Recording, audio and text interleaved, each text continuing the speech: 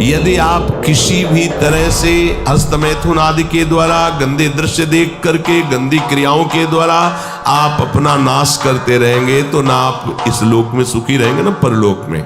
मान लीजिएगा, ये बातें ना तो कही जाती हैं और ना सुनी जाती हैं और ना समझी जाती हैं।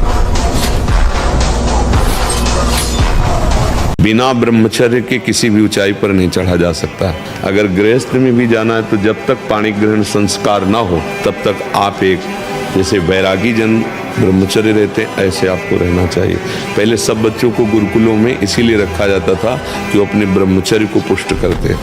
हमारे हाथ जोड़ के प्रार्थना है, इन बच्चों में से अगर कोई ब्रह्मचर्य क्षीण करने वाली कोई ऐसी क्रिया करता हो तो आज छोड़ देना, संकोच नहीं करना, ये आपके जीवन को नष्ट कर देगी। हमका विश्व का कोई भी कहीं भी कितना भी बड़ा देवता हो, अगर भगवान नाम जापक है तो उसे ये घोड़े ओड़े की नाल पहनने की जरूरत नहीं है। और हम कहते हैं कि आप जाओ और शनि की आराधना करो और उसका फल मांगो कि प्रेमानंद के बाल को उखाड़ दीजिए। ये हम लाडली के बल से कह रहे हैं। जैसे हमारा मन कह रहा मैं देखूं, हम कह रहे नहीं देखना है, वो 100 बार कहेगा देखो, आप कहोगे नहीं ये देखो, अब वो लग जाएगा जिधर आप लगाओगे, पर वो कुछ समय तक लगेगा, फिर वो आपको वश में करने की कोशिश करेगा और वो जब आप ना करेंगे तो आपको जलाएगा।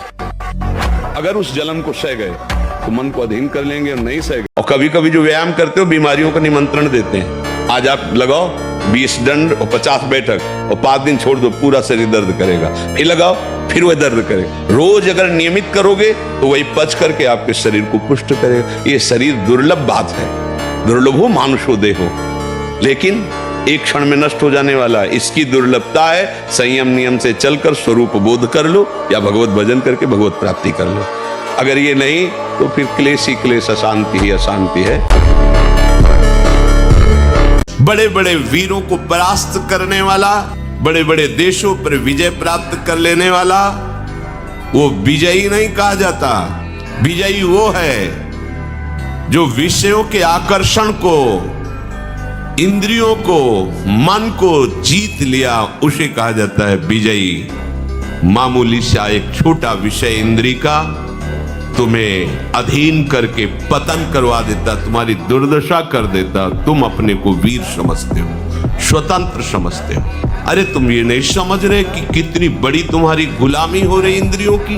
वो जैसा चाह रहे वैसा करवा रहे हैं। तुम घोषणा करते हो मैं वीर हूं, मैं उपासक हूं, मैं विजयी हूं, संसार त्यागी हूं। देखो ना, जैसे आप नियम लिए कि मैं आजीवन ब्रह्मचारी रहूंगा तो आपको पक्की सुविधा एक समय आएगी कि आप आराम से भोग लीजिए, कोई निगेटिव नहीं, कोई नकारात्मक सोच भी नहीं आएगी।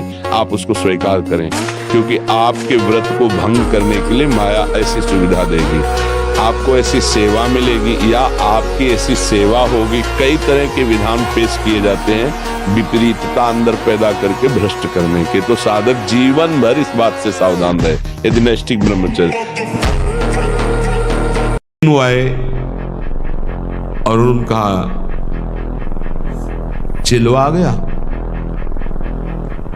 उनको स्वामी जी अभी तो आप ही आए हो, कोई नहीं, हमें पूछ रहे हमारा चिलवा आया कि नहीं आया। तो स्वामी जी आप ही पहले आए हो, अभी तो घर में कोई आया है? बोले हाँ स्वामी जी संतान हुई है। बोले हाँ चलो आया, ठीक जा रहे हैं, कुछ दिन में ले जाएंगे। कोई उनके रहस्य को संतों को नहीं समझता, वो कभी किसी की तरफ नहीं देखते थे। अगर गृहांधकूप से कोई मुक्त करने के लिए है तो संत। शरीर को 2-4 घंटे तो इतना श्रम होना चाहिए कि वो एकदम फैल जाए, इतना श्रम होना ही चाहिए ब्रह्मचर्य पचाने के लिए। ये बैठे बैठे ब्रह्मचर्य नहीं पचता, उसके लिए या तो सिद्धासन, पद्मासन या परिक्रमा कम से कम 20 किलोमीटर ऐसा होना चाहिए। सुबह कम से कम 5 कोस दौड़ लगाओ।